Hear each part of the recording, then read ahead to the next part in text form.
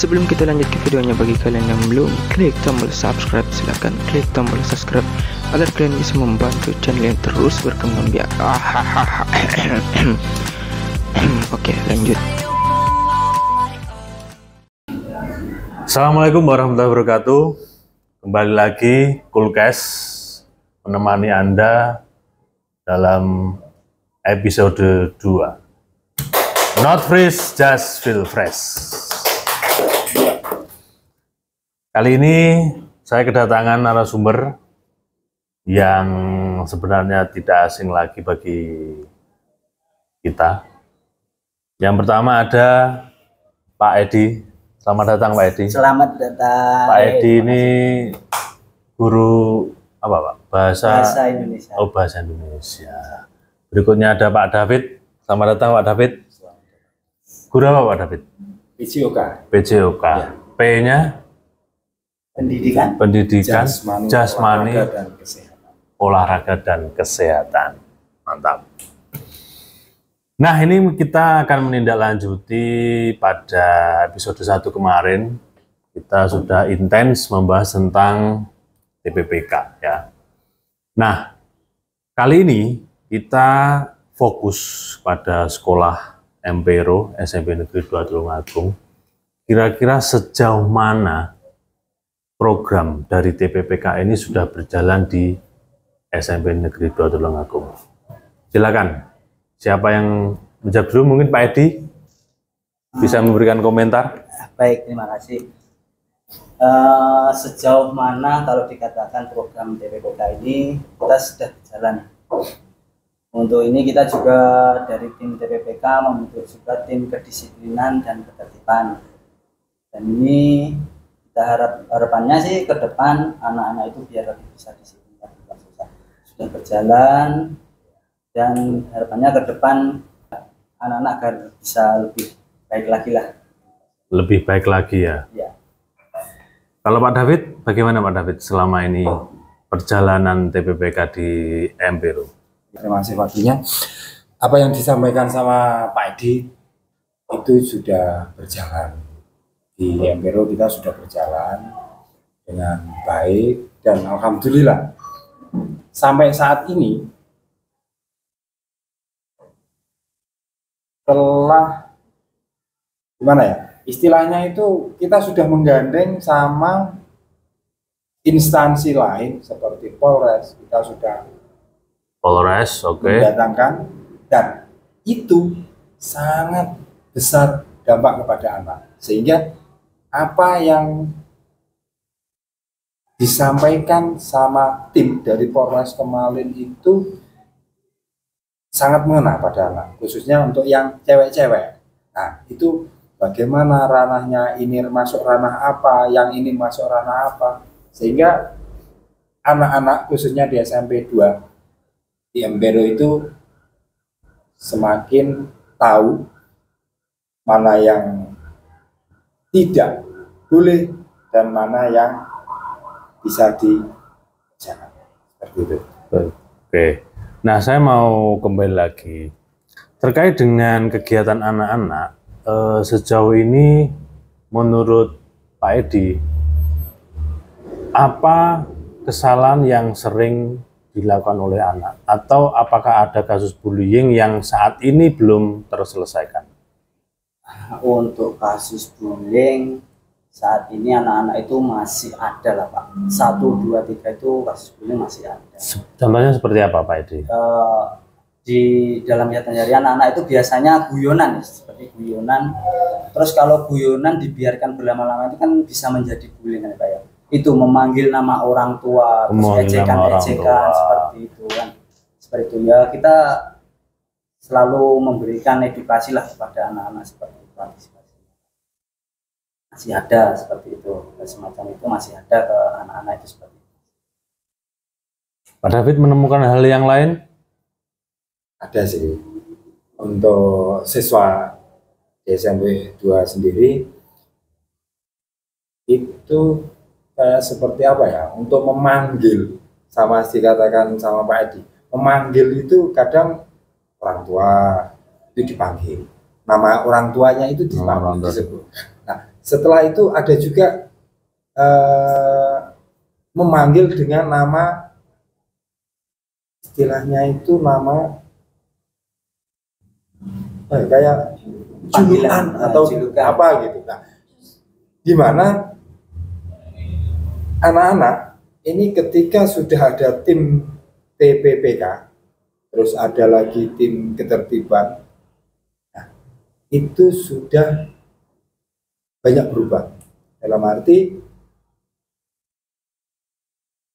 ketika ini menyebut nama orang tua, memanggil nama orang tua, dibiarkan terus-menerus, ini nanti akan menjadi ranah bullying. Menyebut atau memanggil nama julukan, nah, yang berkelanjutan, nah, ini akan menjadi ranah bullying juga. Nah, itu sudah disampaikan sama tim, itu tidak boleh dan itu harus dihentikan. Baik. Nah, selama ini di SMP Negeri 2 Tulungagung, dengan adanya tim TPPK ini, apakah ada penurunan kasus atau justru kasusnya semakin bertambah dengan adanya program ini di sekolah? Monggo Pak Edi. Alhamdulillah terbentuknya tim TPPK ini anak-anak semakin menurun Pak Susah. Yang biasanya itu suka celometan, suka yang bermainnya hal-hal negatif itulah Pak, itu banyak penurunan. Karena kan kita sosialisasikan apa sih manfaat disiplin itu. Dari disiplin ini dulu kan anak-anak pembiasaan sih. Watak anak, ya membawaan anak itu kan ya itu bisa dirubah, watak itu dari pembiasaan. Jadi di sini tugas kita itu membiasakan anak-anak. Ya, membiasakan anak-anak disiplin. Jadi mulai dari awal kita masuk sekolah itu kita masuk kelas mulai dari jam 6.50, terus itu nanti siswa masuk kelas, selanjutnya jam 7 itu Bapak Ibu guru. Jadi di situ dari awal itu dibiasakan. Jadi anak-anak enggak usah lah kita terlambat lebih dari itu. Seperti itu. Jadi itu pembiasaan disiplin itu untuk masalah jam. Terus untuk selanjutnya itu masalah kerapian juga Pak. Kerapian anak-anak dibiasakan untuk selalu menjaga kerapian, terutama rambut, kuku, atribut seperti itu. Jadi tim TPPK ini sangat membantu yaitu tentang mendisiplinkan anak. Baik, saya mau fokus untuk rambut ya, karena rambut ini kan cukup menyita perhatian kita. Kemarin itu ada beberapa anak yang rambutnya modelnya agak aneh-aneh. Kalau bahasa sekarang apa itu namanya? Mulet, mohawk seperti itu. Ya, mohawk. Ini bagaimana Pak mengatasi anak-anak yang rambutnya seperti itu? Enggak Pak David.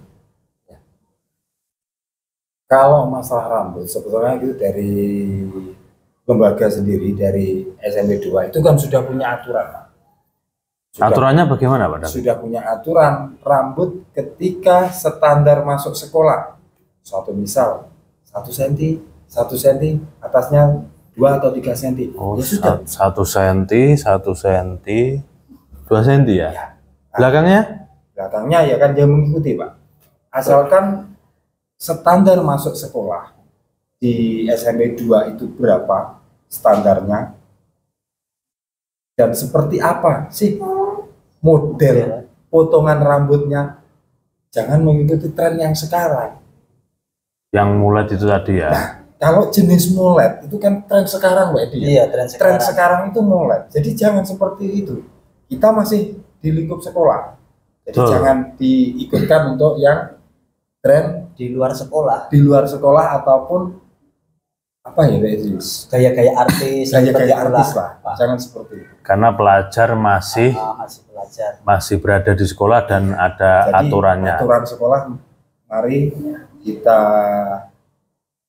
ikuti, mari kita kerjakan. Ingat anak-anak, rambut standar SMP 2 itu ya yang seperti ini ya. 1, 1, 2, 1. Oke. Oke. Harapan ke depan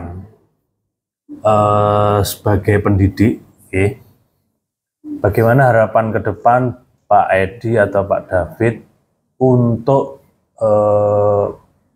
ketertiban dan juga penanganan kasus bullying di SMP Negeri 2. Harapan dan pesan-pesannya apa kira-kira? Monggo Pak Edi. Untuk harapan kasus bullying di SMP Negeri 2 itu harapannya pastilah berkurang. Bahkan kasus kita sudah jelas-jelas berkurang. Nah, harapan yang lain? Tidak ada kasus bullying. Tidak ada kasus bullying. Harus bersih, clean. Bersih.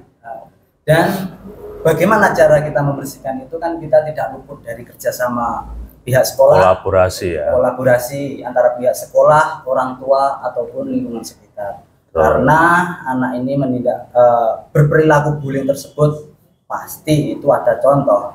Seperti itu ya Pak, ada contoh, mungkin ada di rumah seperti apa kebiasaan dia atau tontonan-tontonan apa yang dia lihat, seperti itu Pak. Jadi ya harapannya bullying ini bisa tuntas dari akar-akarnya. Tuntas ke akar-akarnya. Jadi pembiasaan sebenarnya Pak, sebetulnya itu pembiasaan dari keluarga, dari sekolah pun seperti itu. Kita harus pembiasaan yang baik, sikap positif, berpikir positif. Kalau Pak David? Kalau menurut saya itu depannya anak lebih memahami dan juga anak lebih atau siswa lebih mengetahui sejauh mana toh yang dikatakan bullying. Ada batasan-batasannya ya gitu ya. Sejauh mana. Jadi anak itu ke depannya saya minta itu lebih tahu batasan bullying itu sampai mana. Jadi kalau anak kita berikan pengetahuan tentang batasan-batasan bullying, maka anak tersebut akan menghindari aksi bullying tersebut. Berarti kalau bisa disimpulkan, cara pertama untuk mengatasi bullying itu adalah pembiasaan ya. Pembiasaan yang baik, yang positif. Kita bisa karena kita biasa. Terima kasih Pak Edi dan Pak David. Semoga kegiatan kita terus berkelanjutan, berkesinambungan, dan bisa mengawal anak-anak SMP Negeri 2 Tulungagung dengan baik. Amin. Cool guys, not freeze, just feel fresh. Kita ketemu lagi di episode mendatang. Terima kasih.